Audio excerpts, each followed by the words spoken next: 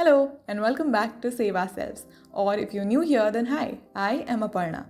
So in today's video, I'll be sharing with you my bullet journal spreads for the month of November. The theme that I chose for this month is a scrapbooky kind of theme which consists of using bits of newspaper here and there, and it's mostly a black and white theme with pink as the accent color, and I really like how this theme is tied around together throughout the spreads. So the first spread that I have is a November cover along with sections for monthly goals, a monthly bucket list and affirmations. So these are some of the things that I've been trying throughout the past few months and they've been really working out for me. So I wanted to incorporate those in this month's spreads as well.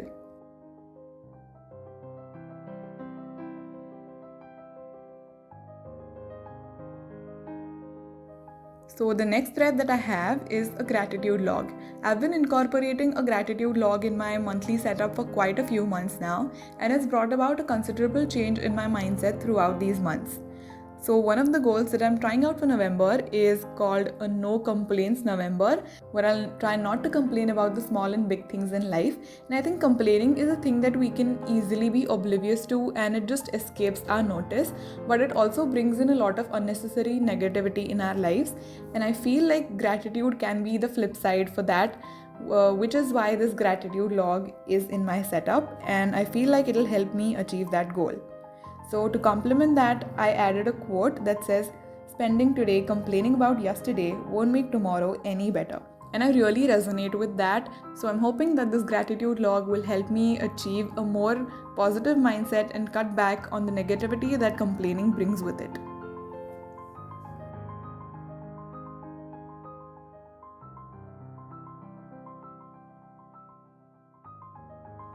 So moving on to the next spreads, which are my habit and my health trackers.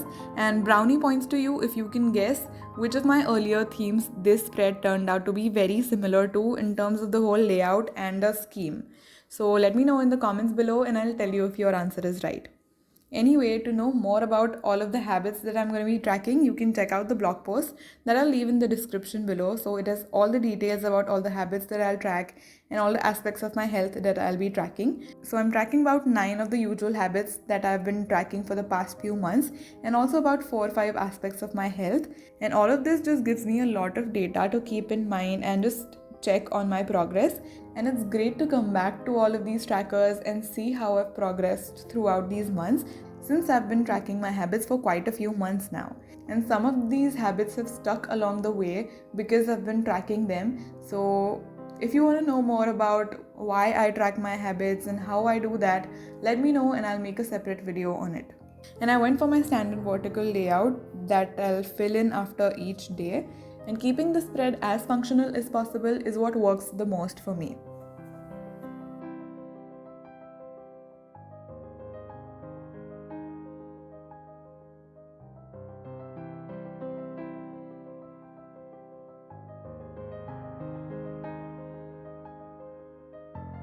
The next spread that I have is music for the month, and I've been thinking of listening to one new album every day for this month, but that I know is a very serious commitment and I don't really know if I'll be able to stick with that. So I've just left a big blank box here and I'll just keep filling in new music that I find every day throughout the month.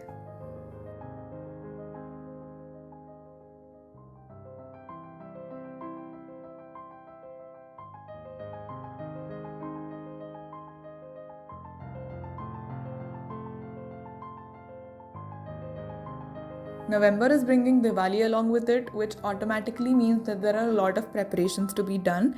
And even though the festivities might not be as grand this year, there are still a lot of things to be taken care of and a lot of things around the house that need to be done. So I'm just leaving a blank spread here and I'll keep on adding to-do lists and my thoughts as and when I need it.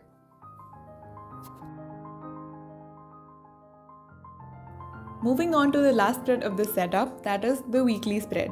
Now this spread is different for a couple of reasons.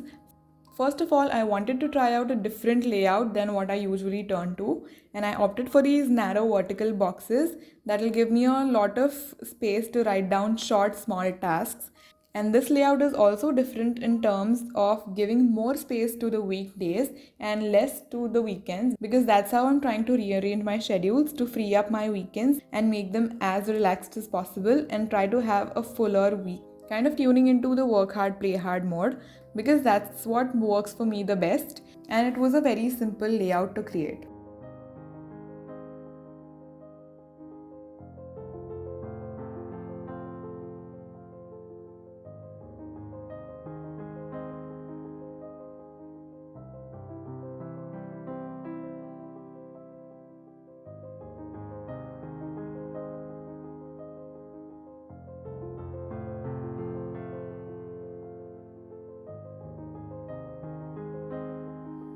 And here is the final flip through of all the spreads that I made in my bullet journal for November 2020.